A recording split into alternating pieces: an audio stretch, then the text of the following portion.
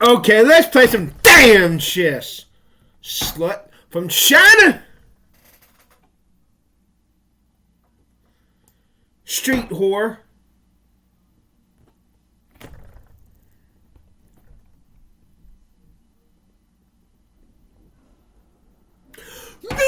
Move! Oh, he's bringing out that whore.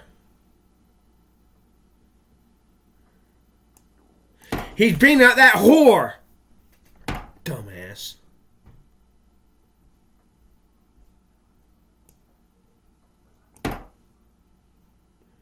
Suck my motherfucking slut. Oh my god, I fucked up. Suck my slut. Stupid motherfucking bitch. Suck my motherfucking slut. Bitch, you suck my motherfucking dick.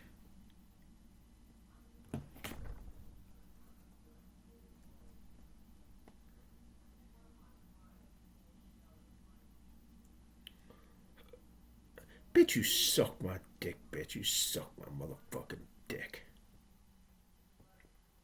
Move, you whore.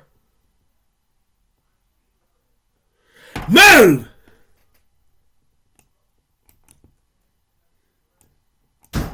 Stupid motherfucker. Bitch, you suck my dick, bitch. Bitch, you suck my motherfucking dick. Bitch, you suck my dick, bitch. God damn it.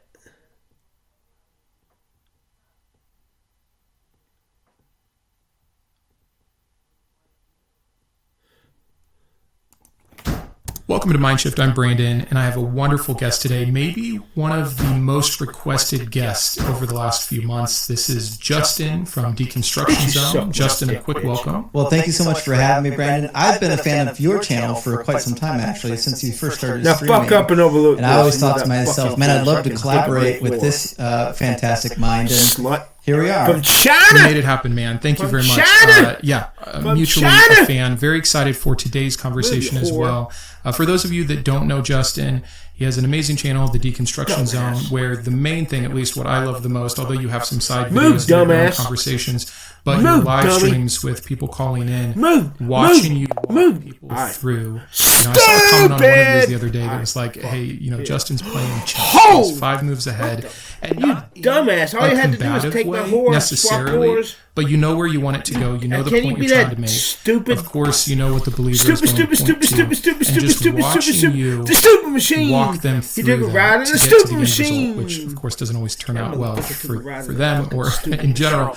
But it's a process that's really cool, and it only happens from knowing your Bible as well as you do. You have a master's in divinity, and it shows. That's why I'm coming to you today. Our topic today is about the messianic prophecy. We're going to break that down in a few ways. And before we dive in, I wanted to share with you and with those watching why this is so interesting to me. It's funny, on my deconstruction journey, and even well into my deconversion, this was something that I had not concerned myself with. It was more about, is this God in general real or not? If he is real, is he evil or not? What are the issues with the Bible, the inconsistencies, the contradictions, the historical errors, etc.?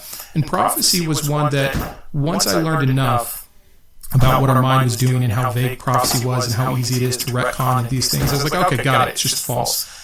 But somewhere pretty late into everything, it was raised to me, I don't remember where I read it or saw it, that Jesus just does not fit this mold well. And it's something that I had not personally deconstructed myself. And so I thought, let's make a video about it. I was going to put it together. Come on, dumbass. Let me get an expert. And you were the first person I thought of based off everything you cover so much. I know prophecy is one of the things you love speaking about the most. So that's why you're here. That's the topic we're going to cover. I'm really excited to dive in. But before we do, I just wanted to say, everyone, please go check out Justin on his channel. He also has a Discord where he's actively helping people in their deconstruction, which is a big goal of my channel. Do you want to tell us a little bit about that Discord? Yeah, so it's called the Deconstruction Junction, and there's a group of us that organize it. And all of my profiles in my link tree and my YouTube and my TikTok, you'll find a link to join the Deconstruction Junction Discord. And the reason why this is so important is because when people start deconstructing, like when they become confronted with the idea that maybe this stuff's not all true, well, where do they go, right? Well, you can't just go walk into your church and blurt all this stuff out to your church members, right? You got to go talk to them. Many try, yeah. So we've got a Discord for people that are actively or post-actively deconstructing, and I would encourage people to join our community. We've climbed in less than a year over 3,000 deconstructing members, and I think it's a really good resource for people who don't want to get into the debate, like they're not interested in getting onto a screen and looking silly, but they want to go somewhere and have some discussion. So I think that's a really great resource for people that are of the non-combative nature but still want to explore some of the topics. Yeah, I love that you provide a space for both. I think that's awesome. I'm a huge fan of that. So thanks for sharing that. Everyone be sure to check that out. If you are in the middle of your process and need some help, definitely join that Discord. But for today's topic, let's talk about Jesus. Let's talk about supposedly how he is or is not the Messiah. Man, look at this motherfucking I know that especially in Western Christianity, those who are somewhat undereducated, your average typical Christian who just goes through and on Mother's Knee they learn about Christ, they don't understand the history of what the Jews believe or the history of the Old Testament, and all they're hearing is, hey, did you know Jesus fulfills over 300 prophecies? And they give you the statistic of the improbability of that happening just from one man. I remember that being used with me. I remember it being impressive. I said it without knowing what exactly I was talking about. So I want to first start with, what is the Messiah, biblically speaking? Where do we get that notion? What are the actual messianic prophecies? If you could just kind of tell us what a first century Jew would have expected in terms of a Messiah and what that means. Yeah, for sure. So I think there's like two slogans you might hear a Jewish person say that kind of sums up the general idea of why Jesus couldn't be the Messiah. They'll say something like, no peace, no Messiah. Or they'll say, no king, no Messiah. And it taps into this deep root of Messiahism in the Old Testament, or the Hebrew Scriptures rather, that are suggesting, like, these are the hallmark signs. But if you're a Christian and you grew up reading the New Testament, you're not familiar with the Hebrew Bible, you might ask yourself, well, like, why? Why are the Jewish people so steadfast that these need to be requirements? And I think the easiest thing to do is maybe just turn to some of the more obvious Messianic scriptures, and I'll list a couple of them because we can't read all of them through the beginning to the end, but there's a couple that are really important. That I think if people will just sit down, spend a little bit of time over the next couple of weeks and read a couple of these chapters, you'll have a better idea. Isaiah chapter 2 is a good start. Isaiah chapter 11 as well. I would also point the reader to Micah chapter 4 and 5, and Micah chapter 5 does come up in the New Testament. And then I would also suggest reading Ezekiel chapter 36 and 37, Jeremiah chapter 33, also Zechariah chapter 9. And then you can even see some kind of idea in the New Testament that this messianic hope for a king does really need to actually be a king, because it kind of gets mentioned in Luke chapter 1, and we'll touch a little bit on that later today. But also, if you want to ask yourself, like, well, what's going to happen when the Messiah comes? What are we expecting? Like, what are the hallmark signs? I would read Ezekiel chapter 40 all the way to the end of Ezekiel. I think these chapters give you a really good idea of, like, okay, when the Messiah does come, patty cake, what are the things that should be expected, right? And we'll touch on some of those. We can't read all of those chapters, obviously, in one session. But if you're curious, those are good places to start. And, we'll be quoting from each of these chapters as we carry on. But I think in the simplest terms, when we look at even the concept of the Messiah, even the New Testament kind of had this idea that he's going to be king. I don't know if there's much way around that. So you're probably familiar with Matthew chapter 21 when he rides the double donkeys into Jerusalem, right? And there's questions to be had about how he rode two donkeys, but I'm not sure that's the important part, right? I saw the Jean-Claude Van Damme commercial where he was, had 2 feet spread out. It could have been something like that. Who knows? Yeah. Just surfing on 2 dolphins. Yeah. Exactly. But the quotation is kind of a combination of 2 different quotations. But the important part is it says, "Look, your king is coming to you, humble and mounted on a donkey, on a colt, the foal of a donkey." And so, even in the New Testament, they're quoting passages that clearly indicate he's going to be a king.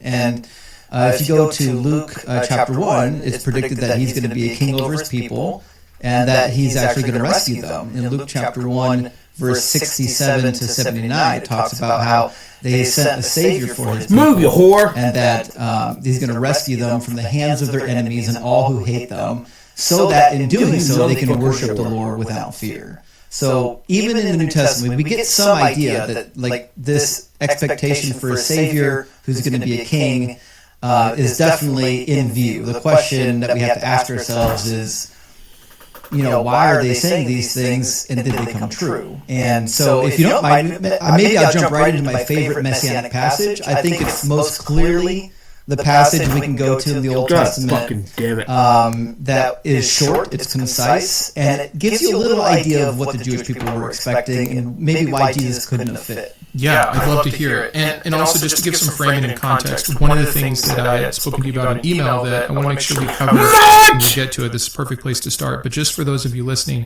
there are Old Testament verses that are indeed messianic prophecies. There are also Old Testament verses that are not about a Messiah, or specifically, of course, not about Jesus, that are brought in later through reframing, retconning, etc.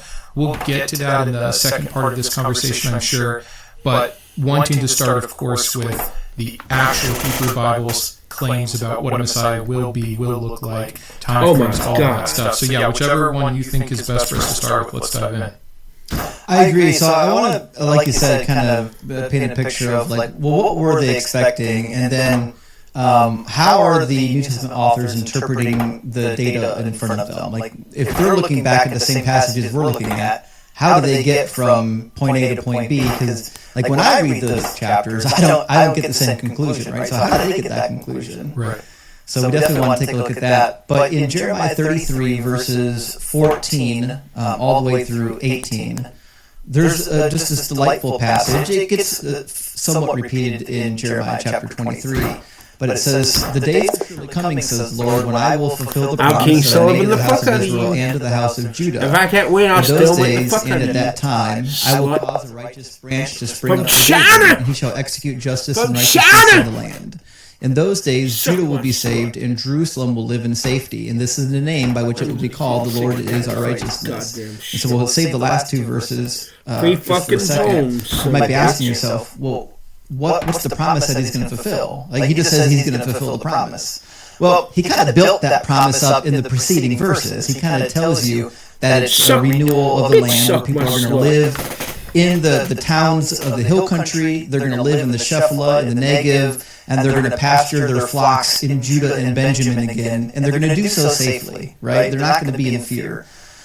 So when it says that this is the promise that he's going to fulfill, clearly, it must include the conclusion of them living safely. That's why it says Judah will be saved and Jerusalem will live safely. Now, if Jesus didn't do that, then he certainly didn't fulfill this prophecy. And if you just stop at verse 16, you might be inclined to think, well, he'll do that when he comes back. Obviously, the stuff that is clearly about the Messiah is the stuff that's always going to happen when he comes back. But the problem is, if you just read the next 2 verses, it's clear that even when he comes back, he's not doing the stuff. Because in 17 and 18, it says, "For thus saith the Lord, David shall never lack a man to sit on the throne of the house of Israel, and the Levitical priest shall never lack a man in my presence to offer burnt offerings, to make grain offerings, and to make sacrifices for all time." God damn it. So, listen, we got a serious problem, because Hebrews chapter 7 says that Jesus put an end to these sacrifices. In fact, Paul himself says that they're no longer even bound to the law. And so this idea that we're going to have Levitical sacrifices forever, that doesn't tie with the New Testament at all. And you might be thinking, well, maybe this is an outlier. But no, it's certainly not an outlier. Because if you go to Ezekiel chapter 40 and beyond, when it talks about the new temple and the new Jerusalem, and this Messiah prince who's going to come, there's a whole chapter dedicated to the actual sacrifices and offerings that they're going to give. He names the animals, when you're going to give them, what times of the year are you going to slaughter the animals for the sacrifices. And it even dictates that the prince, the Messiah, who's leading the people, are going to participate in the offerings and sacrifices over the house of Israel. So this idea that the Messiah's going to come and he's going to do away with these offerings. He's going to do away with the law of Moses. That simply doesn't exist in the Hebrew Scriptures. It's not there. It's almost so opposite. Like Jesus breaks the idea so hard that it kind of stopped me. It's like, am I just missing something entirely? Like, how did Christianity possibly jump off from this and ever even try to make the claim that Jesus is doing any of this? And I think this first one, this Davidic king, is such a good example of that, and the chain that is broken that shouldn't have been broken, and the reversal of the sacrifice practice and things of this nature. Do you think that this is our best evidence that Jesus doesn't fit the mold, or is it a combination of things? Well, if you just want one proof text, this might be your best proof text, and I go to it a lot. But there's a lot of them, actually. And there's a lot of them that talk about this Messianic age without even mentioning the Messiah. We can go to like Isaiah 56, where it talks about how the foreigners are going to come to worship Yahweh, right? The foreigners that joined themselves to Israel. And what does it say about them? There's an interesting quote in Isaiah 56 that shows up when Jesus cleanses the temple. And remember, it says that my house would be a house of prayer for all people. Well, this is a quotation from Isaiah 56. In fact, it says in verse 3, "Do not let the foreigner joined to the Lord say that the Lord will surely separate me from his people." So we got this idea that the foreigners are coming to worship Yahweh, right? So what's going to happen when these foreigners come to worship Yahweh? Well, he tells you in verse 6, "The foreigners who join themselves to the Lord to minister to him, to love the name of the Lord, and to be his servants, all who keep the Sabbath and do not profane it and hold fast to my covenant, these I will bring to my holy mountain and make them joyful in my house of prayer. Their burnt offerings and their sacrifices will be accepted on my altar, for my house will be called a house of prayer for all people." So this idea that the house of the Lord is going to be for all people includes those people bringing burnt offerings. It's a difficult thing to get out of, and you might ask yourself, okay, but they don't have to follow all the laws? Well, it clearly says so. They're going to hold fast to the Sabbath and to the covenant. And this gets picked up in Ezekiel.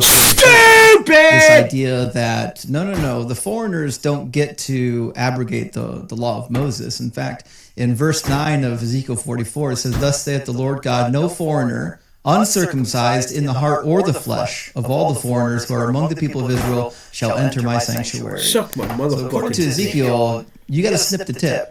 Whether you're an Israelite or whether you're a foreigner, you got to take care of that. So again, we have all this data from the Old Testament that talks about what to expect during the Messianic age, and it just doesn't seem to line up with what we know about Christianity. And this other idea that there's going to be peace, we touched on that with Jeremiah 33. There's supposed to be this era of peace.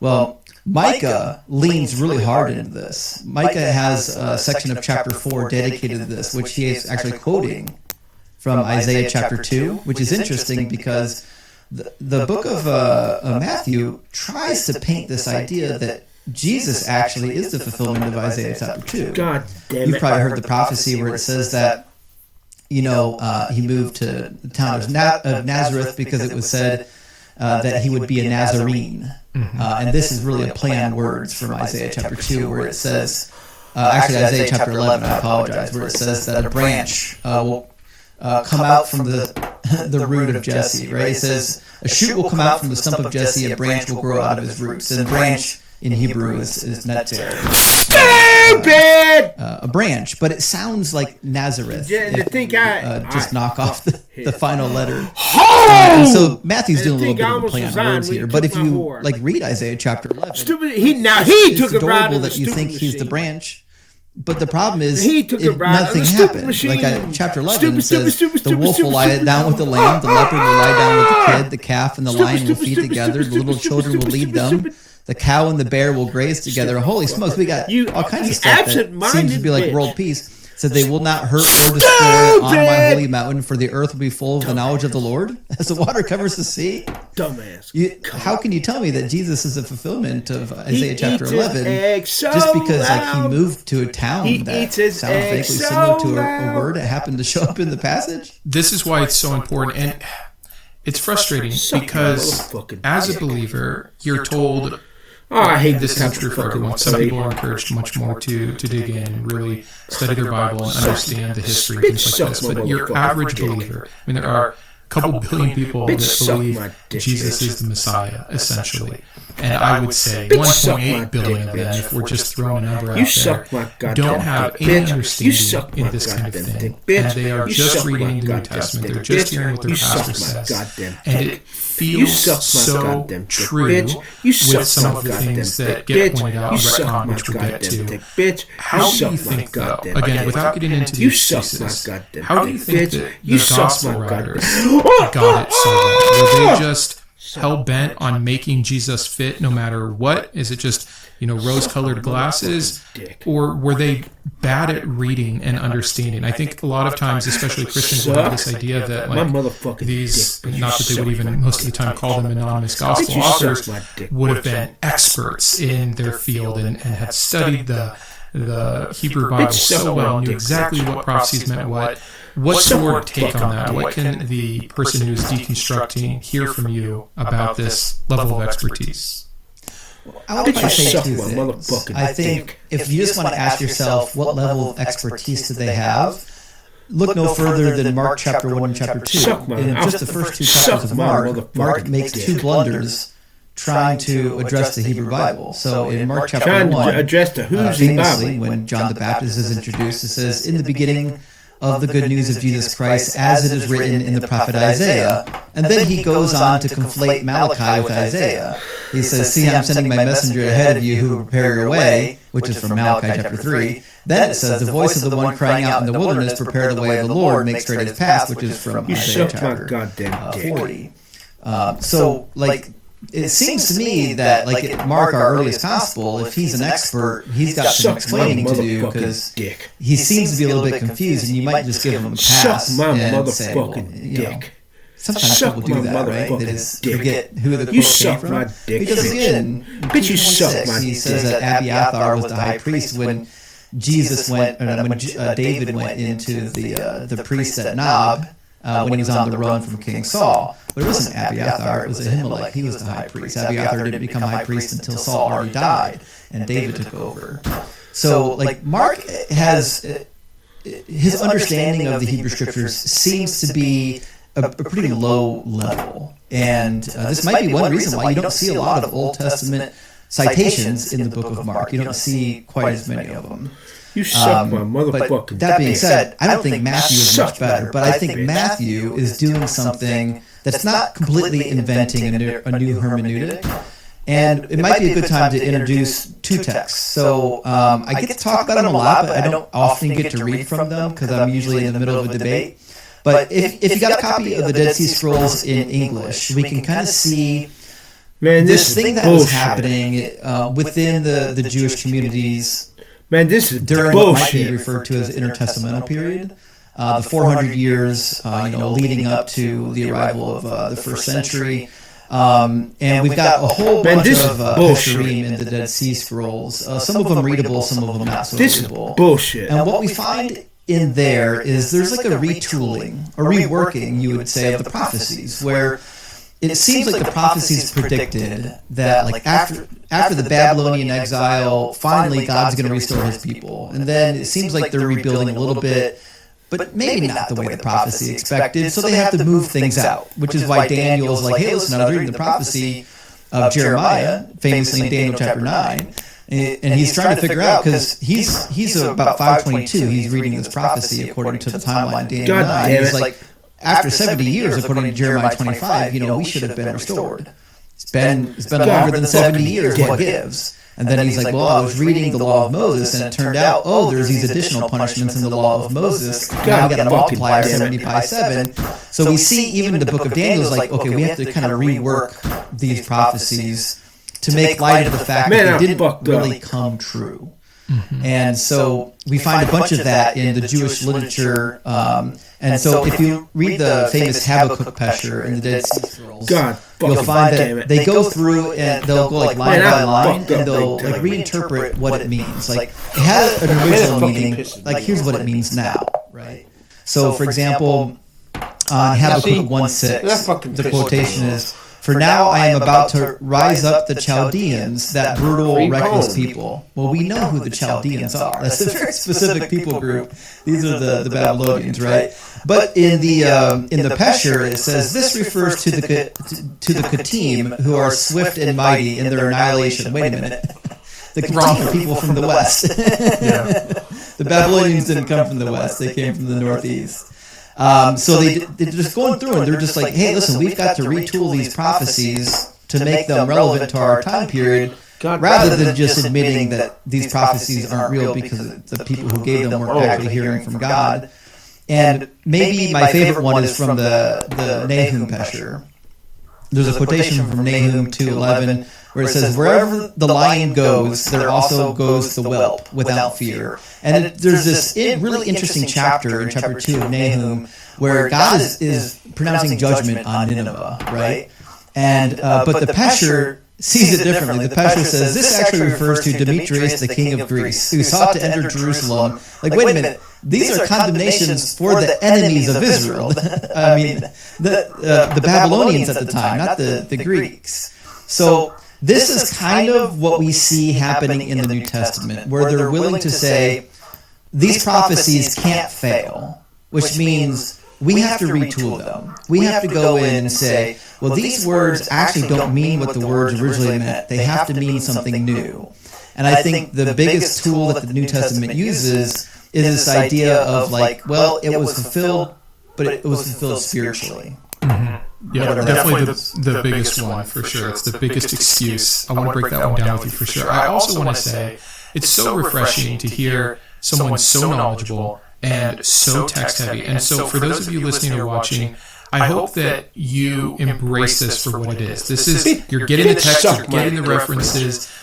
It is truly, I mean, I'm excited. I've got the same copy of the Dead. As soon as we get off, like, I'm going to go grab it and highlight what you mentioned, because it's so interesting to me and I want to see it and understand it for myself. And so I just want to encourage everybody. I'll list the resources of any book or text that we mention in the description down below. And take time with this one, follow along, see it for yourself, especially if you're in that doubting or deconstructing phase, because even though it was last for me, if you can wrap your head around this about truly how much Jesus does not meet the standard, how the standard has changed, how the standard has to get manipulated to try to fit things in, and like the examples you're giving, it's not just Christians 2,000 years later that are doing it. It's not just our New Testament writers that did it. As long as there have been prophecies that didn't seem like they're working out, there's been goalposts moving. There's been shifting and changing.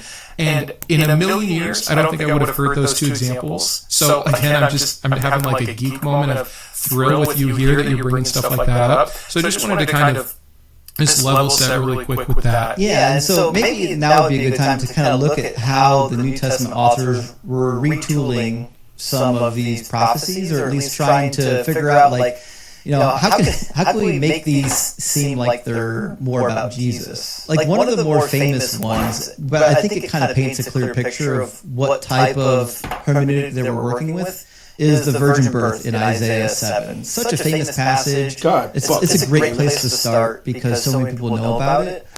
But if you just read the New Testament, like Matthew has this idea in chapter 1, I believe, verse 23, where he's saying, like, this is happening to fulfill what was written in the scriptures, you know, and then he quotes from the Greek edition of the Old Testament. And so you might just be inclined to think, like, listen, if I go to the Old Testament, I should find a prophecy about a Messiah being born of a virgin. It should just be there, because that's kind of how Matthew is interpreting it. But and saying as much. I mean, again, Matthew, more than any of the gospel writers, I believe, is the one that keeps adding on so that it fulfills the prophecy, or to point to the prophecy that's fulfilled. That's it, yeah. Bitch, you suck. Matthew really wants to tie Jesus to the messianic expectation from the Hebrew Bible, because he knows that there's a sense of authority there that you need to tap into. And so he's trying to tap into it. John does a little bit. I think John's got about 6 different prophecies he lists. Matthew has well over 20. Luke and Mark, they're not so concerned about that. I mean, both of them most likely were writing to a Greco-Roman audience. John is hard to tell. John says a lot of things. He keeps referring to the Jews as though he's not one of them, which makes you wonder, like, who does he have any Jewish people in his audience? Because he's going to alienate them with the way he's talking. But Matthew seems to be trying to straddle that fence. He seems to be. He's not painting the Jews in a good light, and we don't have a ton of time to spend on that topic, but he's also not alienating them at the same time. But anyway, so in Matthew 1:23 it says, "Look, the virgin shall become pregnant and give birth to a son, and they shall name him Emmanuel," which there's a couple of problems on the face of this, because even in the Greek version it doesn't say they shall name him.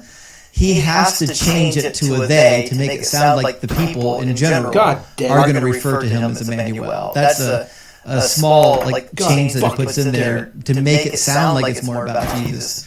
But if you just go back to chapter 7 of Isaiah, ask the question, what's the context? What's actually happening here? Let's not read the one verse that was quoted. Well, at the beginning of Isaiah chapter 7, it's clear there's a war. The war is between the northern tribes of Israel and the Arameans. They formed an alliance as King Pekah and King Rezin, and they're fighting against King Ahaz in Judah. They want to replace him. They want to put somebody on the throne who's more favorable to their alliance. And God not only doesn't like this, but he's also worried about Ahaz losing faith. Because it says in verse 2, when the house of David heard that Aram had allied itself with Ephraim, the heart of Ahaz and the heart of his people shook as the trees shake before the wind. So he's like, listen, don't give up. You gotta be strong here. You gotta hold on. And so he sends the prophet Isaiah to the washer's field, and he has a clandestine meeting with the king, and the end of the prophecy ends with, "If you do not stand firm in faith, you shall not stand at all." And that's really what the prophecy is about, is it's going to be okay, God's got you, right? And then you get to the second visitation by Isaiah, and this is where the prophecy turns up. And it says, "Again the Lord spoke to Ahaz, saying, Ask a sign of the Lord your God, and let it be as deep as Sheol or as high as heaven. But Ahaz said, I will not ask, and I will not put the Lord to the test. Then Isaiah said, Hear then, O house of David, is it too little for you to weary mortals and weary my God also? Therefore the Lord himself will give you a sign. Look, the young woman is with child, and shall bear a son, and shall name him Emmanuel." And this, people kind of stop reading there, but it's really important to read the next 2 verses. It says, "He shall eat curds and honey by the time he knows how to refuse the evil and choose the good. For before the child knows how to refuse the evil and choose the good, the land before whose 2 kings you are in dread will be deserted." So, it's actually about a child who's already been conceived. I do not believe you. What we have here is, in Hebrew, is ha'elma, which just means the young woman.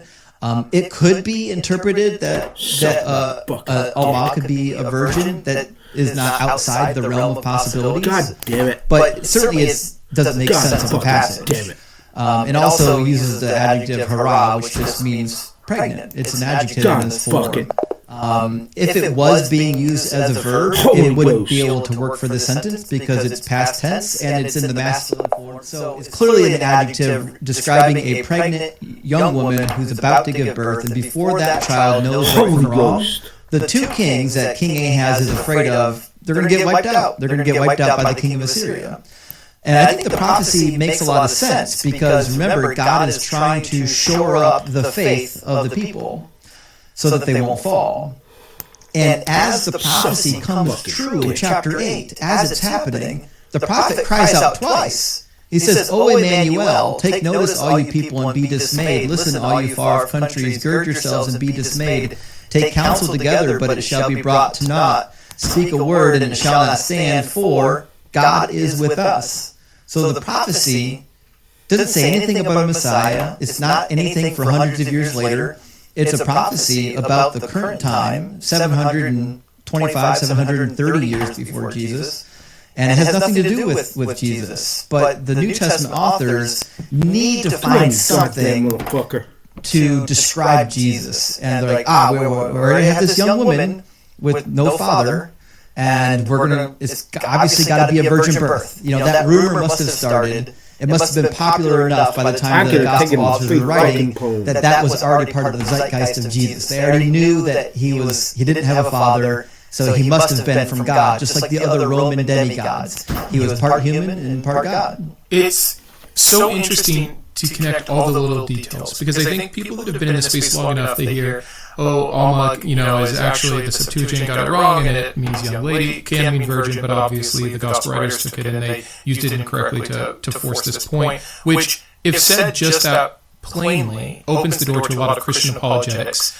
But when you do what Christians say we're supposed to do, and you really get into the context, and you really get into the original language and the meaning and the culture and the events of the day, I don't see how it can possibly be reconciled.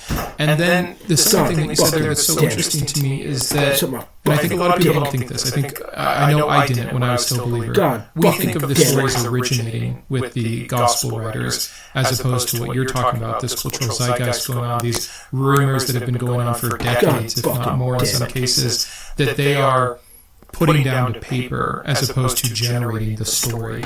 And it's almost like they're a slave to their audience at that point, some audience capture going on, having to feed them in an official manner what they had so often heard and already believed to add validity. God fucking and it just makes it, to me, again, when I hear it spelled out so well, thank you, so obviously human, so flawed. The things we do all the time. I mean, no one is immune from this kind of thinking or this kind of, playing around with text or history to arrive at a conclusion that you like. And it just takes the writers and the spiritual aspect of it, if anything could exist, off that pedestal. And again, it just shows how real it is. So excellent explanation on that one particular thing that I think a lot of us take for granted. Like, oh yeah, that's an issue. It's a huge issue. It's unbelievable. But I'll shut up. It's just fascinating to hear it all put together. And, it seems like, early on in the ministry, there must have been a lot of, I don't use the word rumors, but there must have been a lot of chat about his origin. I almost called myself stupid because I almost other missed rumors that. from early writers and whatnot and early minds who are of the opinion that, now Mary took a just ride cheated on on Joseph. stupid machine And to then capital this X. actually explains the flight into Egypt, which I think we'll definitely touch on next. But if it's true, like if Jesus was a real person, and I know there's a lot of mythicists out there that hate me because they don't like that I think he was a real person, but like if he was a real person, and we don't assume that the Roman government for some reason made this person up, then it actually makes a lot of sense because people were like having disagreements about what his origin, why there was no father, and what his character was all about. And so one of the early voices you might have read Contra Celsum, which is the disputation between Origen and Celsus. And Celsus actually is tapping into a viewpoint that was pretty common at the time, which is that, no, he's not the son of God. He wasn't born of a virgin. His wife, Mary, was betrothed and cheated on Joseph. And because of that, then they had to go to Egypt to escape persecution. He says, hence, in the consequence of being expelled by her husband, becoming an ignominious vagabond, she was secretly delivered of Jesus, who, through poverty, being obliged to serve as a hireling in Egypt, learnt there the arts for which the Egyptians are famous. Afterwards, returning from thence, he thought so highly of himself, on account of the possession of these magical arts, as to proclaim himself to be a god. And so here we have actually what I would say it sounds like a way more plausible argument for the narrative around Jesus. Almost anything is a more plausible argument than just jumping to virgin births. So low bar, but yes, for sure. Lots of different potential explanations.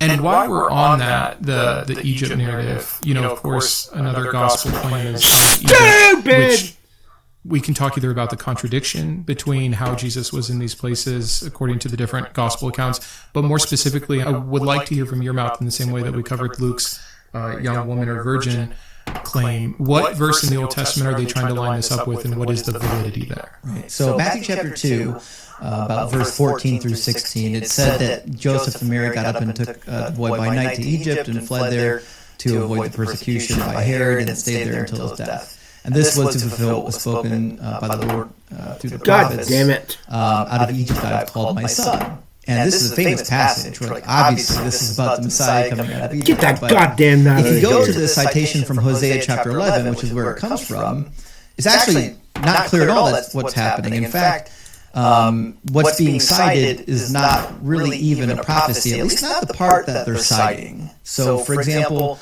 the first 4 verses of Hosea chapter 11 are not prophetic. They're actually retelling a history.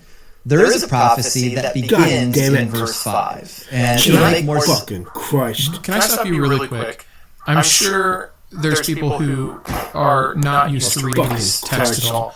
When and how are you differentiating between what is prophetic and what's not, and when it shifts? It seems like a lot of these books obviously are jumping in and out. What is the distinction? What should one be looking for to better understand the context? Damn it. Well, I think the way to understand prophecy in the Hebrew Bible is something that the Lord is speaking, either through a prophet or through somebody that he's given utterance, and is revealing either information that wouldn't otherwise be known, or is revealing information about the future, or sometimes bringing condemnation, like when Nathan went to condemn David for sleeping with Bathsheba. He brought a word about the past and said, hey, I know about this. I saw what happened. But he's also then giving a prophecy about the punishment for the future. So it can be a little bit of a mix. But you know that a prophecy is a prophecy because it's something that you can recognize as a prophecy. And I think the best proof for this is in Deuteronomy 18. There is a section in Deuteronomy 18 where it's saying that a prophet like Moses is going to come. And there's obviously some open dialogue. Well, how do we know that a word being spoken is from a prophet or not, right? And it says, any prophet who presumes to speak in my name a word that I have not commanded the prophet to speak, or who speaks in the name of other gods, that prophet shall die. And you may say to yourself, how can we recognize a word that the Lord has not spoken?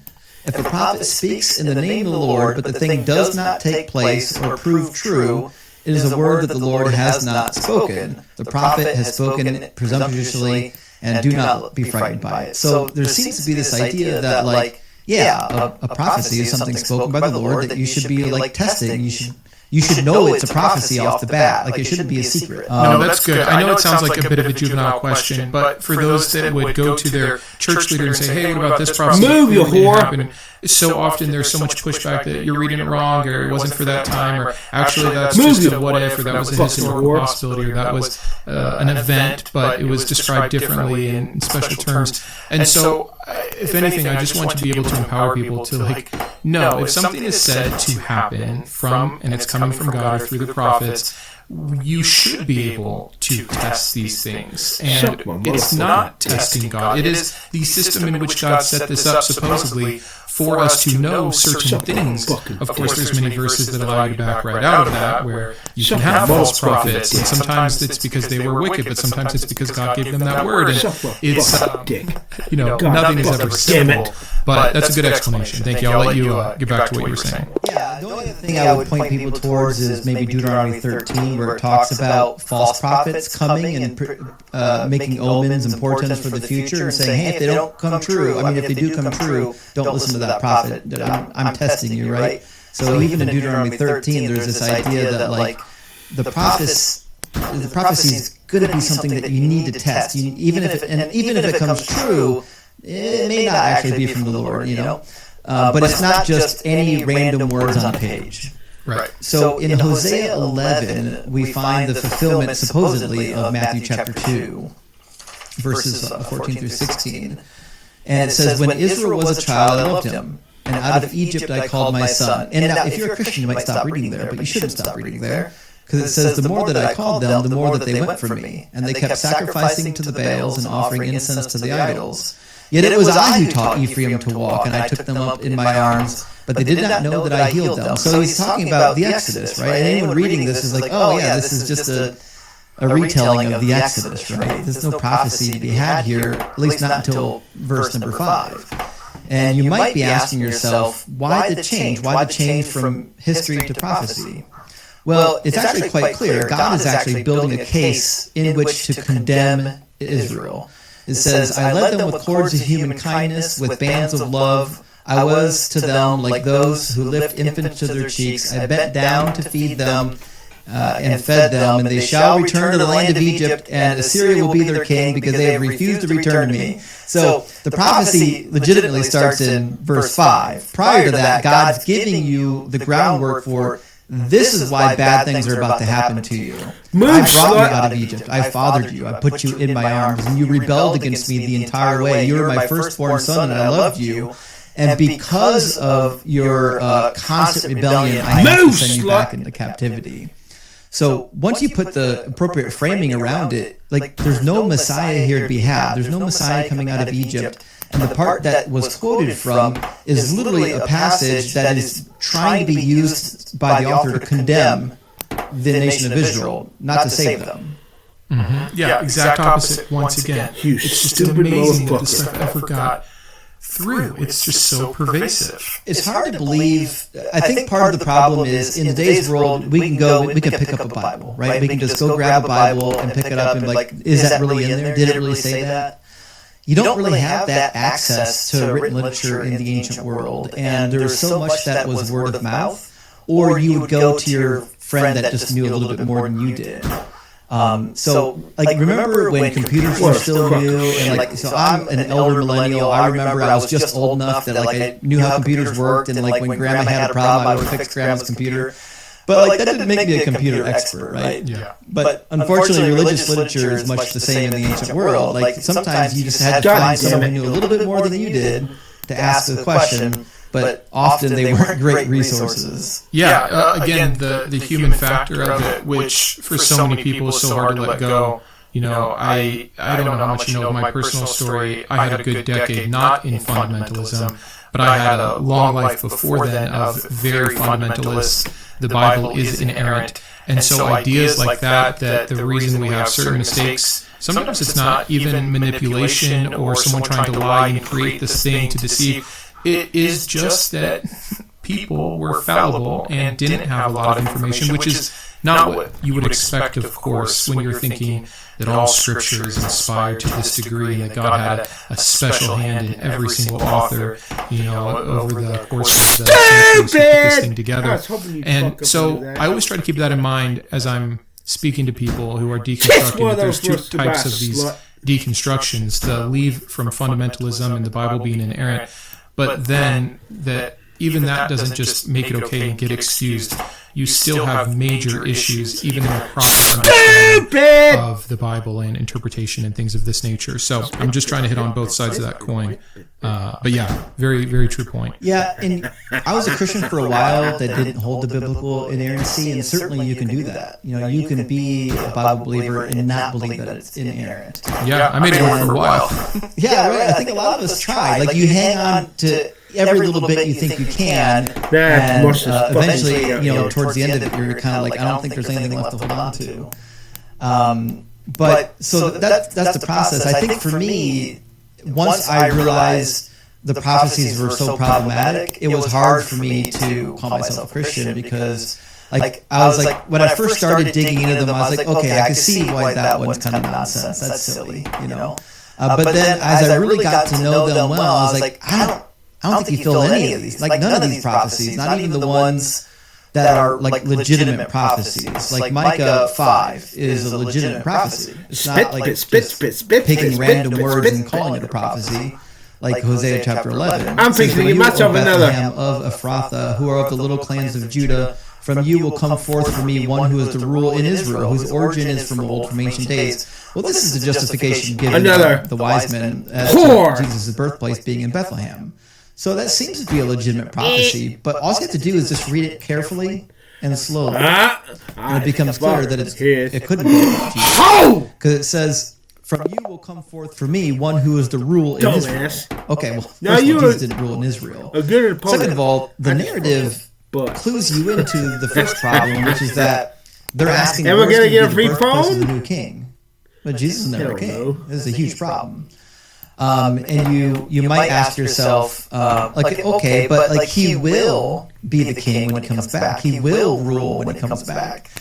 But he didn't come back, which means he didn't fulfill the prophecy. Like anytime you see the prophecy and say, well, he'll do it later, well, that's an admission that he didn't do it yet, which means it's not fulfilled. You don't get to claim that you get to have damn double. Yeah, you can't have it both ways. And I think a question I would have for you, just from your level of expertise, is because I've heard both, and I just don't know the literature well enough.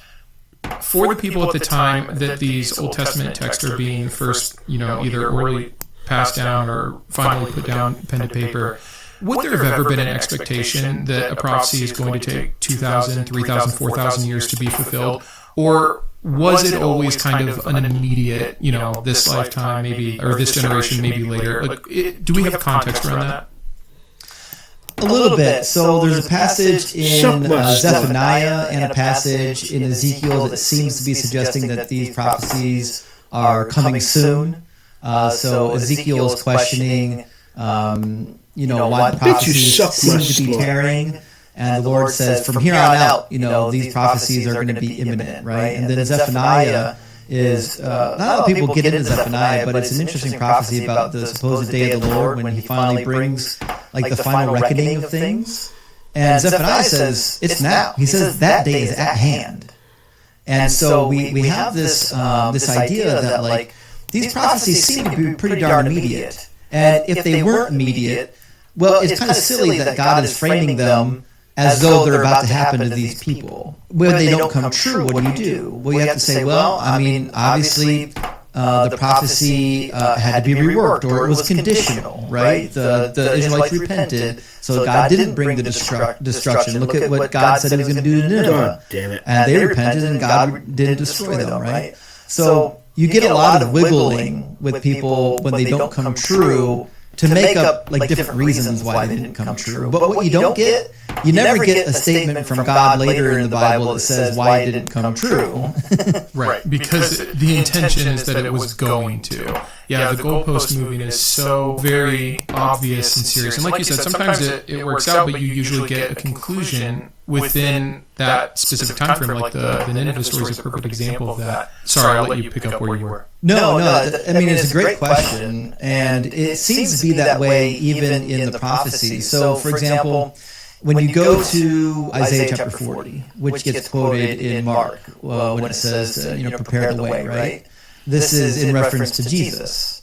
But, if you're reading Isaiah 40, it's actually pretty clear that this is about, roughly 539, 538 BCE is the time period they're expecting this to come true, right? So this is being written as basically they're being freed from captivity, or maybe just before. Maybe King Cyrus is marching into the empire ready to destroy it, right? And the prophecy says, comfort, comfort my people, says your God. Speak tenderly to Jerusalem and cry to her that she has served her term and paid her penalty. She received from the Lord's hand double for her sin. So everything in Isaiah 40 to chapter 55 is to the Israelites in captivity and those that remained in Jerusalem, talking about how they're going to return to the land, they're going to be completely restored, and that Yahweh is going to dwell with them, which is why you get verse 3, a voice cries out in the wilderness, prepare the way of the Lord, make straight in the desert a highway for our God. Every valley will be lifted up and every mountain will be made low. And so there's this idea that, hey, the Israelites are returning to Jerusalem, and guess what? So is God. God's returning to the temple. He's going to dwell in the temple again and be with his people. And so we have this beautiful chapter about how there's this prediction that finally, your hard times are over. You're done. You can take a deep breath finally, right? And then obviously it didn't come true. And so man, look at this. You have to ask yourself, how in the world could this have been fulfilled in Jesus? Because the prophecy, if you actually care about the context of the prophecy is about Yahweh himself coming and dwelling in the temple, in the midst of the people. And that certainly didn't happen. In fact, the temple was destroyed in 70. Which people will credit as fulfilled prophecy, actually. Right. So I do want to talk about that one, because that's some of that is, I want to get in at some point here to the prophecies from Jesus himself that you either have to move to a spiritual fulfillment or not. But before we do, I want to kind of recap Old Testament ideas. Move, you whore! Because we started there and we pretty quickly moved into the New Testament. The first one, the Davidic king, the idea of a true king, a ruler in general. Of course, the peace aspect, and that's brought up a lot. It's not a singular instance. There are many, many verses that reference this, where the time has come to put the sword down and go back to harvesting, I think, or plowing, something like that. Yep. Aside from those two main, the kingship, the ruling, the peace, are there any other expectations as we round out the picture of the shadow figure of what a Messiah should look like? Besides those, what else? Well, there's kind of this expectation that he's going to defeat the enemies. It's not just that he's going to be a king.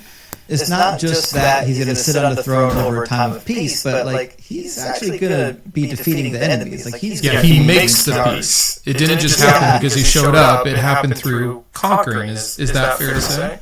That's right. In fact, Isaiah says he will smite the wicked with the breath of his mouth. He's going to kill all the wicked just with the breath of his mouth. And even in Micah 5, we briefly quoted Micah 5. In Micah 5, there's an interesting passage, if you keep reading a little bit. It says about the rescue. It says, he will stand and feed his flock in the strength of the Lord, in the majesty of the name of the Lord his God. Which is funny because this person has a God and it's Yahweh, so it can't be Yahweh himself. It says they will live secure. For now, he shall be to the ends of the earth. He will be the one of peace. Well, the one of peace is described in chapter 4 when it says they're going to beat their swords into plowshares. And it says, if the Assyrians come into our land and tread upon our soil, we will rise against them with 7 shepherds, so on and so forth, and talks about this time period where this ruler is going to be coming, right? And it's very clear from Micah chapter 5, one more element that we didn't really touch on yet. But Micah chapter 5, verse 2 says, "Dumbass, O Bethlehem of Ephrathah." That's a very curious phrase, because a lot of people know what Bethlehem's all about, but what in the world is Ephrathah? Well, Bethlehem and Ephrath are like the two oldest ancestors of King David. If you go to the book of Chronicles, you find the lineage of these people, and Bethlehem and Ephrathah are named after these two individuals. So these two individuals probably are being referenced here as a lineage more than it is a territory. They're more concerned about the lineage of this person than they are with the physical location, which is why it says, whose origin is from old, from ancient days. The origin of this character is from the ancient line of David. That's what's being expressed here in Micah 5 too. And so you might say to yourself, well, shit, Jesus, I mean, he came from the line of David, did he not? Unfortunately, it seems that he did not. In Matthew chapter 1, we get a genealogy of Jesus that goes all the way to Joseph, who famously wasn't the father of Jesus. There's another problem with the lineage in Matthew. You'll find in the lineage of Matthew, there's a guy named Jeconiah in verse 12. It says, after the deportation to Babylon, Jeconiah, the father of Salathiel, and Salathiel, the father of Zerubbabel, so on and so forth. Well, the problem with Jeconiah is it's said in Jeremiah 22, verse 30. If you go to Jeremiah 22, we find that Jeconiah wasn't actually a good guy. He's a bad guy. And he had a curse placed on him. It says, thus saith the Lord, record this man as childless, a man who will not succeed in his days, for none of his offspring shall succeed in sitting on the throne of David and ruling again in Judah. Which means, if you came from the line of Jeconiah, you're kind of disqualified right off the bat. It just doesn't work. The other thing in Matthew, which is a little bit unexpected, is this idea that, well, if the line goes all the way to Joseph, and not a lot of people really know this Joseph character. He doesn't really show up a lot in the Gospels. After the birth, he kind of disappears, and Christian history did a lot of things, filling in this backstory, why he disappeared. And they, because he was older, and he passed away of natural causes, because he was so much older than Mary, so on and so forth. But, we've got two problems. So, first of all, the actual father of Jesus isn't the real father, he's adopted. And that seems, to me, like you're saying he's from David on a technicality. That's crazy to me, that you would think that he's from the line of David, but only if you think that adoption is a good way to do it. Now, if Jeconiah curse wasn't bad enough, you might say, well, yeah, but Luke gives a genealogy, and Luke traces it through Mary. And so because he came through Mary, it's okay, because certainly certainly she could count. But as it turns out, it doesn't go through Mary. This is a very misquoted idea about the genealogy of Luke. It says in 23, in verse 3 of Luke, Jesus was about 30 years old when he began his work. He was the son, as was thought, of Joseph, son of Heli, son of Matthat. And even in early works, like if you read the works of Eusebius deals with the fact that both of these lines go to Joseph, but Joseph has two different fathers. And so even the early church knew this was not about Mary. Mary has nothing to do with these genealogies. But there's actually a kind of a problem that we find in the genealogy of Luke, and I don't think it gets talked about nearly enough, which is that the genealogy of Luke goes through the son of David named Nathan. Nathan doesn't get a whole lot of fanfare in the Old Testament in terms of being a Davidic son. But the problem is, when you go back to the promise of the Davidic throne from Yahweh, it's very clear that the throne is not going through Nathan, it's going through Solomon. So this is another problem. And again, you've got to deal with the fact that Mary was from the tribe of Levi, so we have no bloodline going back to David. None. It's almost hard to say which one of those like 7 things is the biggest issue for Jesus's lineage. The fact that some people try to claim Mary, which would have been ridiculous for ascribing that much power to the female side anyways, let alone the fact that, her tribe does not line up with David. Then the 2 different fathers, the one that has a curse that no one can reign, then the one that obviously doesn't come from Solomon. It's just, again, it will never not amaze me what Christianity has been able to do. And sometimes, even though I don't claim to be a Christian, of course, anymore, I almost feel embarrassed. Like, what must those Jewish people be thinking about how gullible and dumb and twisted all these Christians have to be to try to make these things work? It's funny, I heard, I think it was Matt Dillahunty one time who was asked, if you had to pick a religion that you think, any world religion is, the best chance at being true, and he says Judaism. Not even like just picking some different Eastern religion or anything like that. It's, no, if you just leave it alone on its own, it's awful, but it's at least a bit more consistent before you have to start playing all the games. And I thought that was a really good answer because it does just continue to show how silly Christianity has had to be to try to take credit for what didn't happen, couldn't have happened, wouldn't make sense if it did happen. So that's just Jesus' lineage. This is one small part that is trying to work within greater prophecies about where the Messiah will come from. Fantastic. Was there anything else on his lineage that you wanted to say before we move on? I think we could say more, but I don't want to get bogged down in lineages because people's eyes will glaze over. They shouldn't. This is fascinating. You guys, again, I'm just going to be putting up little smiley faces on the screen like, did you hear that? It's and some of this I know and some of it's coming at a new angle for me, which I'm excited to go spend time with. But I hear you. Chronicles, lineages, numbers, dates, people, it can be too much. But speaking of this kind of thing, though, I do want to really pick your brain on like Isaiah 53, right? We're talking about the things the Messiah is supposed to be, and we're talking about the reframing of the Messiah. This idea of the suffering servant, this idea of Old Testament prophecy being pulled through. When you think of Christmas, when you think of the story, when you think of the Nativity, etc., you can't get away from this with Christians, and I really want to hear your take on Isaiah 53. Yeah, so I still remember the time that I sat down. It was like the summer I was going into Bible college. So I went to 2 years of Bible college before seminary. And I had a good friend of mine who already graduated from Bible college, and she turned me on to this idea that the New Testament was doing funny things with the prophecies. And I remember sitting down and saying, okay, I need to read 2nd Isaiah. I already knew at that time point that 2nd Isaiah was a completely different literary unit than chapters 1 through 39, and I was okay with that. So I was like, but I need to read all of 2nd Isaiah because whoever this author is, he's probably trying to say something. And when I was like struck when I read it. So first of all, it's a beautiful section. It's highly poetic. There's a scholar named John D. Watts who, in his commentary on Isaiah, actually goes through and gives you all the rhyme and all the meter in Hebrew. He tells you the actual sound pattern that's being had. It's just such a beautiful passage, very artistic, a little bit unlike the first 39 chapters.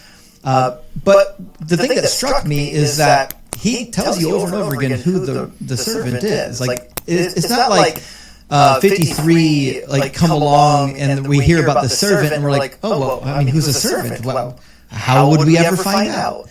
Well, the prophet just tells you. So at the very beginning of the pericope in chapter 41, he says, "But you, Israel, my servant Jacob, whom I have chosen, the offspring of Abraham, my friend, you who I took from the ends of the earth and called from its furthest corners, saying to you that you are my servant, I have chosen you and not cast you off." Well, this is actually a really great opening, because remember we already read from chapter 40 where God says, hey, your time of punishment's over. You've served your term. You've paid for your sins. Now it's time to leave Babylon.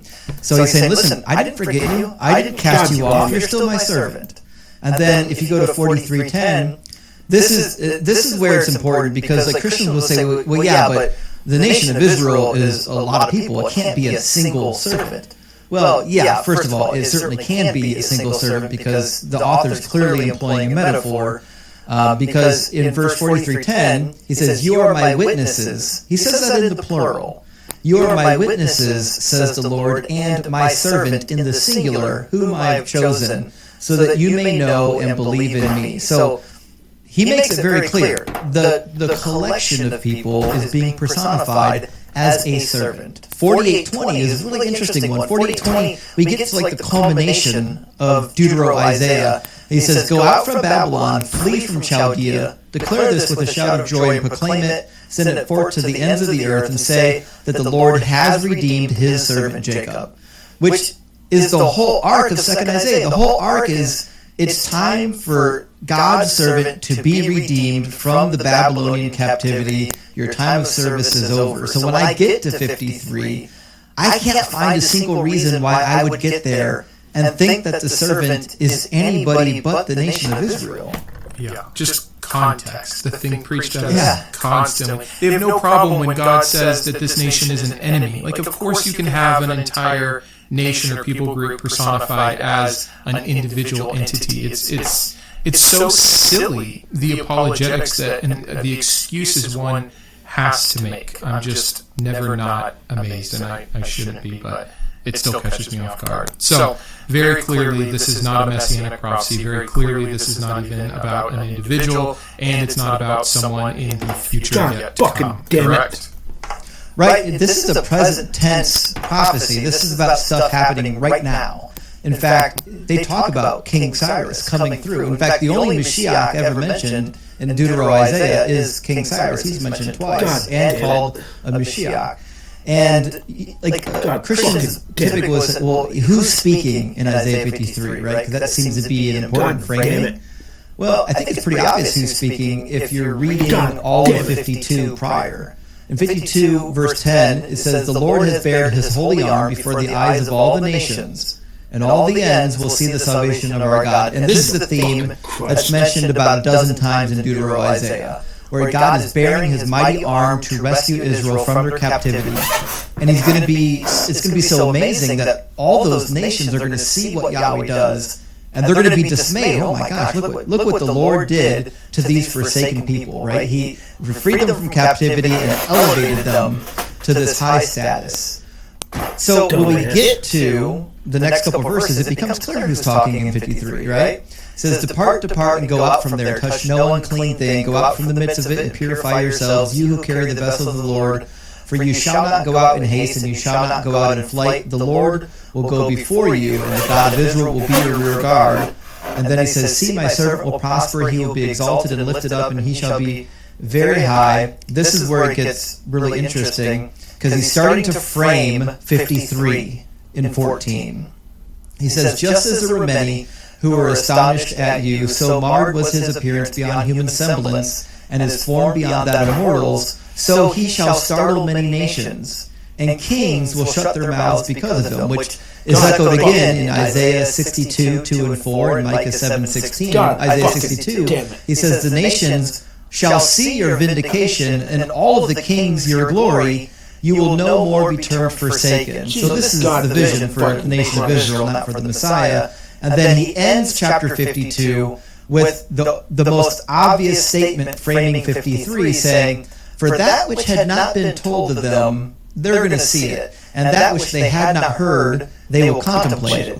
So the they is the nations. The whole chapter is about the nations witnessing what's about to happen. And he's saying they didn't hear about it, they didn't know about it, but they're about to see it and they're about to contemplate it. The very next line says, "Who has believed what we have heard?" Some translations will say, "Who has believed our report? And to whom has the arm of the Lord been revealed?" Well, we know.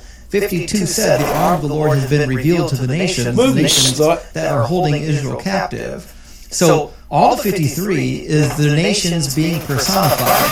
This is what the nations are going to say when God rescues his people from their captivity and elevates them to this status that brings all the glory to Yahweh. I appreciate that. I knew that you would have a deeper value there on how we arrive at the foolishness of claiming Isaiah 53 for what Christians try to make of it. So when we get to the actual verse, you provide the context for who this is actually speaking about and what do you say to the Christians that are like, oh, the overlap is just too much, though? This is obviously talking about crucifixion. Like, how do you typically address that? To me, like, if you're saying that this must be about Jesus, I've got a couple of questions, right? The first question is, what are we doing with all the context, right? So I'm told by the Christians, you have to look at the context, you have to know the context. And when you're in Bible college or seminary, what do? Your first hermeneutics class, they'll tell you context is king. Who's speaking? Who are they speaking to? What's the intention of the author? Is there a time frame given? Is there geographical references being given? Is there a specific people group that we should be aware of? So these are all clues to help you interpret the passage at hand. So what Christians want you to believe is that all of Deutero-Isaiah is about the rescue of the Israelites from captivity and coming back to Jerusalem, being restored to their former glory. All of it is about that. Except this one little part, all of a sudden, yeah. Exactly, except for this one piece. And they're like, yeah, but if you read it, it just sounds so much like Jesus. So listen, I can find dozens of passages in the Bible and read them outside of the context and make them sound like me. In fact, I've got a whole list of prophecies sometimes I do during the live stream. I said, listen, I fulfilled all these prophecies as long as you don't care about the context. And so I care about the context. I care about what Deutero-Isaiah is actually talking about. And when you take that into account, guess what? The interpretation of Isaiah 52 and 53 about the nation of Israel, that matches all the rest of the prophets. It matches Isaiah. It matches Trito-Isaiah. It matches Ezekiel. It matches Jeremiah. It matches all the rest of the prophets who talk about the restoration period. What it doesn't do is contradict any of them. I'm getting in your business. This is about a suffering Messiah. Well, that contradicts every prophecy about the Messiah. So now you have to invent a whole new Messiah concept that doesn't exist in any other prophetic book of the Bible. Not a single one. Stupid! And so you really have to bend over backwards. Some smart Christians, like for example, I've got a new Oxford annotated Bible that I'm typically reading from. If you read, I think from the 5th edition of the New Oxford or any of the ones past the 3rd augmented edition, they'll mention things like, well, it was initially fulfilled or initially about the nation of Israel, but it could also be, a dual fulfillment referring to Jesus. And this is a more intelligent position for Christians to come by, because then you're saying, no, I agree. We can't ignore the context. The context is clearly about the nation of Israel, but it's clear that God had it fulfilled twice, right? Isn't God neat like that? He's always helping us make things either not exist at all or exist in two simultaneous ways at the same time. It's, you're giving a lot of credit. You're right. It is at least a way to admit the first part. No, okay, context is there. But the reach, I don't know. I mean, it's just unbelievably immature, I think. I mean, again, because once you open that door, then prophecy becomes almost meaningless. Because you can truly apply to anything. Then you add on double meaning or typology or anything like this. And like you said, you can do it with yourself. You can do it with anyone or anything. You can make it about a nation or a person. You can make it about an event in the past or one in the future. There's no limit to how far the future can go. And I just want to shake a Christian and say, shouldn't this matter to you a little bit? Don't you desire for there to be some degree of certainty when that is supposedly the purpose given with prophecy? Well, I think you nailed it. Like, if you get to the point where you're saying, listen, we get to have a separate interpretation of the prophecy that is devoid of context. Well, that could be about anything. If that's our new ruler, well, I could take any prophecy of the Old Testament and make it about me, right? And then who gets to be the arbiter of which is the appropriate secondary interpretation? Is it Father Mike down the road? Is it Rabbi so-and-so over here? Like, who actually is the actual authority to say this one prophecy, this two prophecy, or this other prophecy over here actually has a second meaning, and I'm going to tell you what that second meaning is? And so now you're basically suggesting that there's an alternative interpretation divorced from the original message of the author. The inspired message by God can be ignored because there's a new meaning to it. And I know what the new meaning is because, well, somebody told me, or because Jesus said so, or the gospel author said so. This is very shaky ground. This is something that the Mormons are doing with the Old Testament and New Testament. They're going in and saying, well, this is actually fulfilled a third time in Joseph Smith, right? He was the one that fulfilled Deuteronomy 18, the one like Moses says going to come later. And Christians would never accept that. Well, it can't be about Joseph Smith. It was already fulfilled in Jesus. Well, guess what? There's a third fulfillment, right? And you can't tell me there's not. It's so good to be able to point that out. I should start using Mormonism more. I mean, I have given this exact kind of a hypothetical.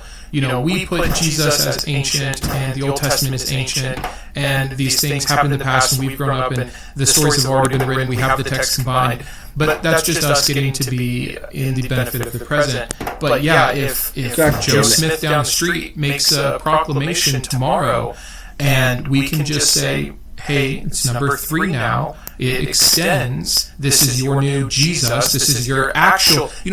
You're truly inventing a new religion. They don't see that that's what they've done from the original with the Jewish scriptures. But it's so clear if you can help someone understand that's exactly what's being done in Mormonism is a perfect use case for that. And it seems to me like Jesus was doing it himself, and he wasn't alone. Like I said, we already talked about the reinterpretation, the retooling of some of these prophecies. Even Josephus did it, right? Josephus wrote, I want to say in Book 10 of Antiquities, about how the original prophecy from Daniel chapter 9 was fulfilled in Antiochus, but it could also have another fulfillment during this Roman period. And I believe Jesus, when he said that he was the Son of Man, he's referring to Daniel chapter 7. Jesus saw himself as this messianic figure. We hear about the Son of Man in the book of 2nd Esdras. We hear about the book from Enoch. I think chapter 46, we hear about the Son of Man from some of the Dead Sea Scrolls. By the time Jesus came around, this Son of Man figure was clearly an eschatological messianic figure that was kind of born out of this Daniel chapter 7 Enochic type literature. And so Jesus himself believed that he was fulfilling the stuff in Daniel. And a lot of people then go to Daniel and say, okay, well, here's how we can make Daniel about Jesus. And then they want to go into the context and say, all this context, if you squint just right, it points you to Jesus. But I don't think even Jesus believed that. I think Jesus, just like Josephus, imagined that he is a dual fulfillment of the prophecy of Daniel. And I think the best proof of this is when he says, when you see the army surrounding the city, head to the hills, right? Well, why would he get that idea? That's clearly a quotation from the book of Maccabees, when the army comes in under the rulership of Antiochus and surrounds Jerusalem, and Judas Maccabeus decides it's going to be a revolt. He says, all who are zealous for the law and are willing to join me, come join me in the hills, right? And they run to the hills and they participate in this guerrilla warfare. It seems to me that when Jesus is seeing the prophecy of Daniel play out, he's understanding that it's going to play out like it did the first time, right? And so that's what he seems to be predicting. But even if you think I'm wrong, even if you think I'm pulling too much at this particular thread, you can go to Daniel chapter 9, and it clearly wasn't fulfilled in Jesus. In fact, Daniel chapter 9, we touched briefly. Daniel is trying to retool the prophecy of Jeremiah because the 70-year fulfillment didn't really happen. And so he's got to figure out why. And so he's like, it's obviously 490 years because of Leviticus chapter 26, where it says that, if you don't return to me, I will take your punishment and multiply it by 7. So he's like, okay, cool, it's going to be 490 years now, right? Well, if that's the case, if that's the beginning of Daniel chapter 9, it's not 70, it's 490, well then that still doesn't get you Jesus. You're off by like 130 years because the punishment started around 605. And I think it's clear in Daniel 9 that 605 was the intended beginning of the 490-year prophecy for 2 reasons. One, because that's when they rolled down into Judea and started waging war. So that's clearly a good point. It also seems to be that Jeremiah was writing that prophecy around 605, the prophecy of the 70 years. And then if you want like the nail in the coffin for the prophecy, it's clear that it's about Antiochus Epiphanes, because everything that happens in chapter 9, verse 24 to 27, you can find recorded in 1st and 2nd Maccabees. 1st Maccabees chapter 1 and 2 talks about the desolator coming in and putting a desolating sacrilege in the temple when he ransacked Jerusalem and chased the people off. And then he made an agreement with Jason, the high priest, after he killed Onias III, so that the offerings and sacrifices would cease. And this happened for a half a week until the revolt. And then they threw off the leadership or the domination of the Greeks and reinstituted the temple sacrifices again, which is why in 27 it says he will make a strong covenant with many for 1 week, and for half of the week he will make sacrifice and offering cease, and in their place shall be an abomination that desolates until the decreed end is poured out upon the desolator, which means whoever the desolator is, the decreed end must be the end of this 490-year period. Now, there's a mathematical formula that will get you pretty damn close to Antiochus Epiphanes being the desolator, where his end comes to an end. But it won't get you anywhere near the destruction of Jerusalem. You're off by at least 200 plus years. Still falling so short. What I wanted to point out is, we're starting from this initial premise of the prophecy of Daniel, the years, and how they fall short, they don't line up. And again, I apologize. I'm just going to give you another compliment. But what I see on your show is what you just did here, and what I'm hoping people see is this deductive reasoning, this deconstruction of the argument. Okay, well, if it's this, then here's where it leads, and here's why we know it leads that way. And some people might say it's because of this, but actually it couldn't be because of this. And that's just for this one strain. And you get back to goal 2. Okay, well, if it's this, then it can't be that. That would be mutually exclusive with this. Like, I won't go on here, but this is what...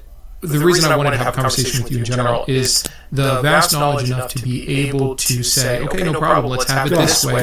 Here's why it still doesn't work out. It's one of my favorite things to try to do when I'm trying to make a case against a particular issue of the Bible or against Christianity at large, and it can only happen from having a true grasp on what's going on. So I'll shut up. No one wants to be complimented that long, but I do enjoy the thoroughness and your ability to follow all the trails all the way down to the rabbit hole that they each become. We can maybe leave Daniel for a second, but I just wanted to get that out there. I appreciate that. And you know what? The Daniel prophecy is really interesting, but I think the reason why Daniel's so important is because I think it's pretty clear that Jesus thought he was the fulfillment of Daniel, whether it was a primary or secondary. So if he's not, if you read Daniel and it's clear that he's not the fulfillment, and that Greece is the final kingdom, which is quite obvious. It's mentioned as the final kingdom. It's the shaggy goat. Then Jesus was just wrong. Like Jesus didn't even understand what he was reading, or his secondary interpretation failed, just like the first interpretation failed. And so that seems to be problematic for me. If Jesus can't nail down his own prophecies about himself, we've got some issues. And I think another great example of this is in Matthew 22. There's a really, I want to say, an overlooked passage in Matthew 22 where Jesus, he gets challenged by the Pharisees a lot. But there's one occasion where he challenges the Pharisees. And he says, while the Pharisees were gathered together, Jesus asked them the question, what do you think of the Messiah? Whose son is he? And they said to him, the son of David. He said to them, how is it then that David by the Spirit calls him Lord? Fucker. Saying, the Lord said to my Lord, sit at my right hand until I put your enemies under your feet. And so Jesus is saying something really interesting. He says, if David calls him Lord, how can he be his son? And his suggestion is, I think, pretty clear, which is the Messiah is not just the son of David. That's too little. The Messiah is actually on par with God. There are two Lords, because David mentioned him. He says, the Lord said to my Lord. And so you're like, man, that's pretty interesting. I never thought about that, right? Well, this to me is a bit of a problem, because if you just take the time to go back and read Psalm 110, a couple things jump out. One is it doesn't actually say what Jesus said it said. Number two, it's pretty clear that David's not the one speaking. So it's an oracle from somebody within his court, maybe one of his prophets, speaking a prophecy about King David, most likely during his enthronement. These types of enthronement psalms are pretty common. There's one popular one in the Egyptian literature that is comparable to the one in Psalm 10. Psalm 110, and we don't need to read it or anything, but there is a lot of literature on this for anyone interested. You can find a comparable Psalm 110 enthronement prophecy from the Egyptian literature, but it starts out, the Lord says to my Lord, in my English translation, and you might be thinking to yourself, but Jesus is vindicated, is he not? Well, he can't be, because if you recall, in most English translations, when it says the Lord and it's all in mini caps, well, the underlying text says Yahweh, right? So then I was like, okay, well, that's interesting. So then it really should read, Yahweh said to my Lord, sit at my right hand until I make your enemies your footstool.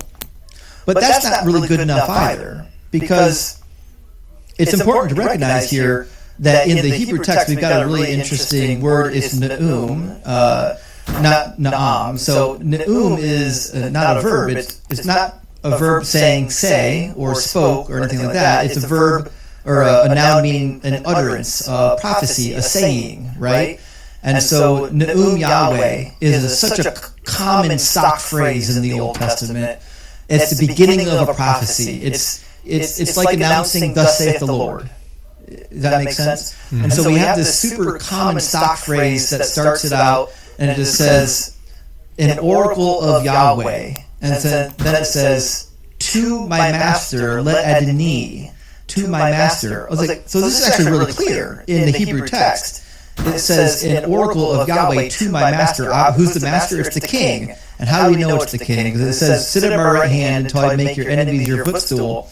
This was the promise uttered to King David that came true in 1 Kings chapter 5, verse 3. In 1 Kings 5:3, his own son Solomon says that it was the Lord who finally gave David rest from his enemies and put them under the soles of his feet. So it's actually quite clear that the rest of it reads out just like an enthronement prophecy, a promise to King David. The Lord sends out from Zion your mighty scepter. Jesus didn't have a scepter. King David had a scepter. Jesus didn't rule in Zion. David ruled in Zion. It says, God, rule in the midst of your foes, and your people will offer themselves willingly on the day that you lead your forces on the holy mountain. This is what David did. David led his forces on the holy mountain. So everything in here is clearly about David. And so you might be wondering, how did Jesus get the Lord said to my Lord when the original text just says an utterance of Yahweh to my master? Well, it's because in the Greek Septuagint, as always, because whoever was writing the New Testament, these Gospels, weren't familiar with the Hebrew text. They only knew the Greek text. It literally says, the Lord said to my Lord, because they're doing the same thing in Greek. Ha-kyrios, meaning the Lord in Greek, is used as a placeholder for the name of Yahweh as a sign of respect, the same way our English Bible is doing it. Jesus obviously wasn't aware of this fact, because he didn't really understand the Greek Septuagint, and furthermore, he absolutely didn't know what was in the original Hebrew text. So not only does he flub the Hebrew, he flubs the Greek as well. And I can only assume that this is Matthew's doing, not Jesus' doing. I can't believe a Jewish rabbi would make this mistake, Because that was going to be my next question to you: is if you're actually assuming that this is Jesus incorrectly or getting the Septuagint wrong, as opposed to just the author placing Jesus in a position to have to get it wrong. I think it's the latter of those two options, because he does something similar with the Greek text. We already talked about the virgin birth text, but there's a really interesting facet with that, where in the Greek text, it's changed to, a young woman, Alma, is changed to Parthenos, right? And you might be thinking to yourself, well, Parthenos just means virgin, right? We think of parthenogenesis, a phrase people know when somebody had birth without having sex. And but the problem is, Parthenos in Greek, at the time Isaiah would have been translated into Greek, didn't always mean a virgin. It was more synonymous with a young woman, which is probably why it was used. And in fact, you can see in some of the writings of Homer where Parthenos refers to a young woman who's already been married. And you can see even in Genesis chapter 34, the story of Dinah, in the Greek Septuagint, where Dinah is described as a Parthenos even after she's had sexual encounters with Shechem. So it seems like Matthew took this Greek word. First of all, he had no idea what was in the Hebrew text. Second of all, he read the Greek text without any sophistication. Refers to a young woman who's already been married. And you can see even in Genesis chapter 34, the story of Dinah, in the Greek Septuagint, where Dinah is described as a Parthenos even after she's had sexual encounters with Shechem. So it seems like Matthew took this Greek word. First of all, he had no idea what was in the Hebrew text. Second of all, he read the Greek text without any sophistication. And he just read it and said, it must be a virgin birth. And so I don't think Matthew is a good student of even the Greek Septuagint, much less the Hebrew text. Isn't it funny that so many of these issues just come from a few individuals whose particular copies happen to be the ones that made the cut, just being bad students, just being even ignorant. Not even, again, we typically, skeptics in general can assign so much malice when it really, you don't have to go that far. This is just stupidity, or again, a better word, ignorance. But yeah, it's interesting because the thing I wanted to follow up with you on, we're talking here about Jesus getting things wrong, which of course you can only know by way of other people saying what Jesus thought or said, which is problematic in and of itself. So it's kind of a weird category. But while we are talking about what Jesus got wrong, two things. One, I'd like to hear a couple more examples from you, especially as it relates to his idea about himself being the Messiah. And actually, let me start there. Is it your belief here that Jesus thought of himself as the Messiah, like the one Messiah that was to come? And two, I'm just curious with the debate going around lately, what's your opinion on Jesus thinking of himself as the Son of God or God himself? Give me a quick rundown there as we lead into the other issues with Jesus. Well, as to what I think Jesus believed, like if I'm just taking the earliest gospel, Mark, and I'm saying this is probably closest to the original narrative, and if I'm going to take any words of Jesus, I'm going to try to stick to Mark. I think the Jesus of Mark probably sees himself as a messianic figure, but more in tune with, for example, like an adopted son of God, not necessarily an actual born son of God. Like we have this adoptionist type of theology in the Gospel of Mark, where it seems like, wasn't until his baptism, when the dove came over him, that there seems to be this status as son. There's no virgin birth in Mark. That seems to be some stuff that was tacked on later.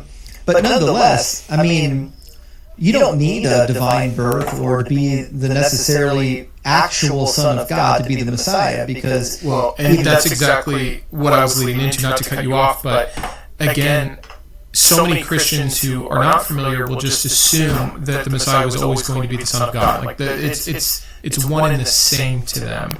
And correct me if I'm wrong, but the original Jewish take, that would have been a huge surprise. This was news to them that the Messiah was going to be a literal, what would become Trinity, part of God. So I think it's an important context to understand about what's being written at the time and how it's being understood for what we've had to turn it into in the future. Right, I agree. And, we get instances both in Samuel, Chronicles, and the Psalms of God referring to both Solomon and David as his son. In fact, Psalm 2, he says, "Tell of the decree of the Lord. He has said to me that you are my son today. I have begotten you." Well, I mean, obviously, King David wasn't born, of a virgin birth via Yahweh.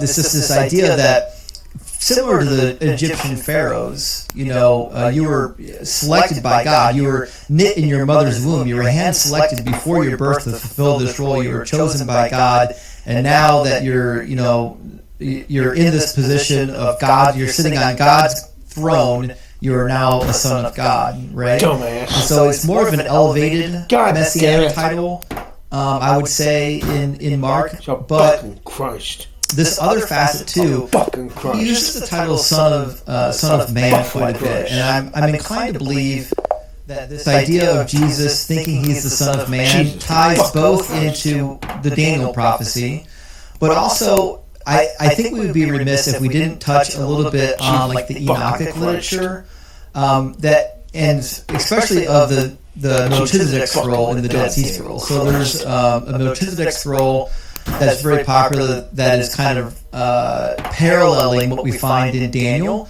where there's a divine figure that's going to come and fight on behalf of the children of God, the sons of righteousness, and defeat the sons of darkness, and is referred to as like a son of man. So there's this huge backstory of Melchizedek, where and you'll find it in Enoch, and you'll find the end point in the Melchizedek scroll, where he was born of God, right? He didn't have a physical father. His father was a priest, and his wife became pregnant when the priest was in his times of service, so he wasn't having relations. And so when he finds out his wife is pregnant, he's like, "Oh my gosh, did the Watchers knock up my wife because I didn't get her pregnant?" So so he has this divine birth similar to Jesus. And then when you keep reading, you find out that actually Melchizedek wasn't born once, right? The book of Hebrews picks up on this. Hebrews chapter 7, I believe, picks up on this idea. Either 7 or 10, yes, chapter 7. It says, Melchizedek, king of Salem, priest of the Most High God, met Abraham as he was returning from defeating the kings and blessed him, and said to Abraham, apportioned 1/10 of everything. His name in the first place means king of righteousness. Next, he is also the king of Salem, that is, the king of peace, without father, without mother, without genealogy, having neither beginning of days nor end of life, but resembling the Son of God, he remains a priest forever. This is definitely tapping into this lore of Melchizedek, where Melchizedek is this pre-existent figure, similar to Enoch became the angel Metatron when he ascended into heaven. There's this guy that just manifests every once in a while in bodily form. And he manifested in Genesis 14. He also manifested, it says, during the time of Noah. And so he also manifested again a third time in the figure of Jesus. So Jesus, the reason why they're trying so hard to tie Jesus to Melchizedek is because they're trying to say that Jesus is not just an ordinary human. He does have some divine status. And we find this idea of like an archangel being like man, being tied to the Son of Man in Daniel 7, seems to all be mixing these ideas. But the question is, who is the Son of Man really? What we know is that he's a pre-existent figure that gets born on the earth. That's about what we know about him. And I think Jesus thinks he's that person. He thinks that he is this manifestation of this eternal figure.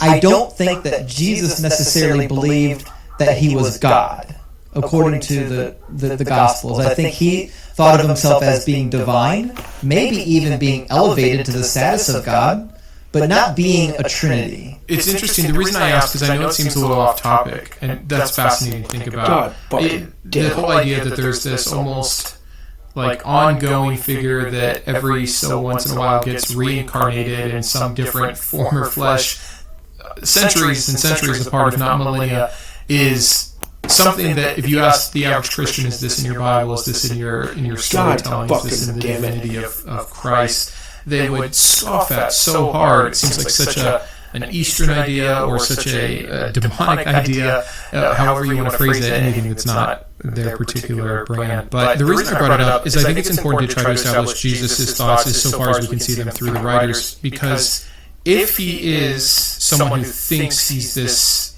Messiah in some fashion, let alone the Son of God, which I hear what you're saying there, we need perfection, right? For what would later come with atonement and all the salvation models, it can't be any semblance of getting anything wrong ever. If he's just maybe a Messiah in the way that the Hebrew writers would have seen a Messiah, sure, maybe you can account for some level of error. That would still be, I think, pretty problematic. But as soon as we cross over into something more than that, then these failed prophecies of Jesus himself, these failed statements or understandings of Jesus himself, like the ones you've already pointed out, they become ending. It becomes a true putting down of Christianity as we typically conceive of it. So I think it's important to lay that foundation first. So with that understood, the one that's always most interesting to me is, of course, the failed prophecy of Jesus about his own return. I'd love to hear your thought on that. But anything else that you'd like to share about what Jesus got wrong? Because that should be it. If Jesus is the claimed Messiah, if he's perfection, if he's our atonement, if he's our way to salvation, if he's the Son of God, whichever one you want to pick, we can't have this. So let's hear it. I mean, there's a couple prophecies that Jesus himself, you can tell, is doing the same kind of retooling of. He's of the opinion that you can just go to any text in the Old Testament and say it's a prophecy as long as it sounds like it's about you. So like in John 13:18, he talks about his betrayal. And he's basically indicating that there's going to be one of you, it's not all of you. He says, I'm not speaking of all of you, I know whom I've chosen, but it is to fulfill the scripture. The one who ate my bread has lifted his heel against me. So you might be thinking, well, there should be a prophecy about a close associate betraying the Messiah that shared bread with them. But unfortunately, this is a quotation from Psalm 41:9. And when you go to Psalm 41, it actually becomes quite clear that this is not a prophecy. And not only is it not a prophecy, it can't be, contextually speaking, about who he's saying is. Like if you go to verse 4, it says, as for me, the Lord said, O Lord, be gracious to me, heal me, for I have sinned against you. Wait a minute. The speaker has sinned against the Lord? Clearly it couldn't be about Jesus. And he says, my enemies wonder in malice when I will die and my name perish. So on and so forth. Then he says, God, even my close friend in whom I've trusted, who ate my bread, has lifted his heel against me. Well, this is clearly a lamentation of King David. This is not a prophecy about the Messiah being betrayed whatsoever. And so Jesus himself is doing some heavy reaching, trying to claim that somehow this is about him. And all the prophecies that Jesus states read just like this. They're random, out-of-context quotations, every last one of them. It's so sad, almost. Like there's a part of my old past Christian self that's offended at hearing what was held up for so long, right, for decades of this version of perfection, to see your, not that I would say Jesus is a hero any longer of mine, but to see them fall, because again, it puts him so man-made. If you just took any other messianic claimed figure from this time or a bit later, and you showed a Christian today, hey, he said this and looked like clearly got it wrong, this is what the psalm is actually about, they'd be like, yeah, for sure, because he's false. Like, they have no problem putting that in its place. And again, for that same Christian, it's one thing to even know that there's contradictions, that the Bible's inerrant, that the Old Testament's weird, that God's strangely wrathful for what we would expect of an all-loving God. But when you get to their Jesus, and you show them that he is so clearly as fallible and ignorant and of his time as the other failed messianic preacher that they don't believe in either, it is soul crushing to them. Which again, not that is an intention here in this conversation or in general, but when you're trying to look for the strongest evidence for someone who is going through that doubt and deconstruction, which is the frame that I'm putting all of this in, that is what evaporates it so quickly, which is